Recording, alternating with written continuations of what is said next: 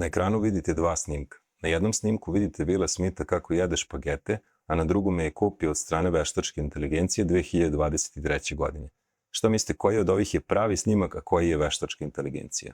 Naravno, veštačka inteligencija, odnosno Artificial Intelligence ili ti AI, je ovaj snimak na levoj strani. Ovo ne bi trebalo da vas iznenadilo. Kada je prvi put isplivao ovaj video pre par godina, kao i mnogi drugi, ljudi su govorili da je AI smeće i da nema budućnost. Šta mislite kako bi izgledao taj čuveni snimak da ga je napravila veštačka inteligencija 2026. godine? Pa, već ste ga videli. To je ovaj snimak desno. Lagao sam da je to pravi snimak. Ako vas je ovo iznenadilo, onda samo niste u toku sa dešavanjima iz oblasti veštačke inteligencije. Više uopšte ne možete da verujete video snimcima, a tek sam par godina u generisanju snimaka uz AI. Na ovome svetu mogu da kažem što se dešava, to nije istina. Ono što je pre nešto više od 2 godine bila tema za smejanje, danas je pretnja ili prilika, zavisi na koji način to posmatrate. Obzirom da ste ovde, intuicija vam govori da je ipak prilika. Dobrodošli u kurs AI Business Website. U ovoj prvoj lekciji naučit ćemo osnove veštačke inteligencije, a u ovom prvom videu odgovaramo na pitanje zašto je sada baš pravo vreme za učenje u AI-u. Pravo vreme je zapravo bilo nekoliko godina ranije, ali u odnosu na ostale industrije ne kasnite ni malo. U najmanju ruku ovaj video bi trebalo da vas motiviše da završite ovaj kurs što pre, te da započnete svoj projekat ili biznis uz AI. Prvo, mi na Balkanu kasnimo. Mnogi dalje govore da je AI samo hype. Statistika se ne slaže. Samo iz San Francisco je 2025. godine osnovano nekoliko hiljada AI startupa koji su ostvarili profit od preko $1 milion.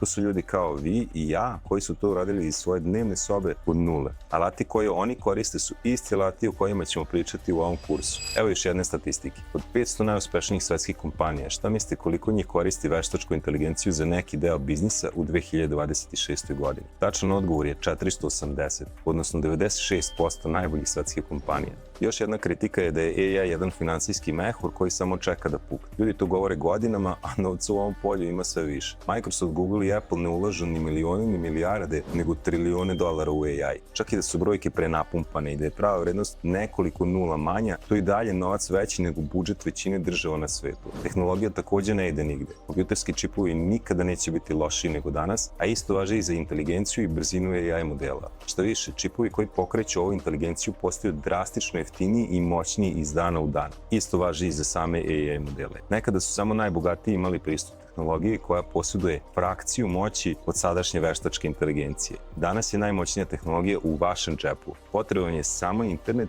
i sa kompjutera i sa telefona možete koristiti iste modele koje koristi Elon Musk. Jel' tako? Treća kritika je da AI dolazi da zameni čoveka. I ovo je istina. I desi se bez obzira da li mi to želimo ili ne. Što više već se dešava. Medicinsko savjetovanje stručnjaka, pravna pomoć, programiranje kompleksnih aplikacija su sve usluge koje mogu da vas koštaju 1000 €. Danas tu istu vrednost možete da dobijete besplatno. Cena informacija opada i teži nuli. Možda danas još ne možete 100% da se oslonite na AI, ali sve ukazuje na to da ćete uskoro moći. A ako su ovo zanimanja koja zahtevaju ozbiljnu edukaciju, možete zamisliti šta se dešava sa mentalno lakšim poslovima. U 2026. godini broj oglasa za posao koji traže AI pismenost skočio je za 70%.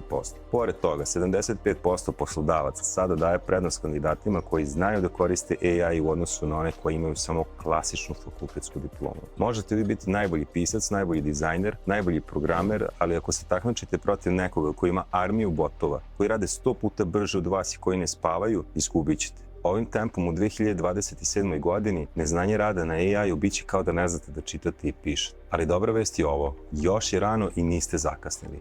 99% ljudi ne koristi AI na optimalan način i nije u toku sa modernim dešavanjima oko ove tehnologije. Ako primenite lekcije iz ovog i drugog kursa, bit ćete u onih 1% korisnika veštačke inteligencije koji to znaju. Zbog dostupnosti cene i inteligencije AI-a, mi ćemo u ova 2 kursa moći da uradimo nešto što bi inače trajalo mesecima i godinama. I uradit ćemo to potpuno besplatno.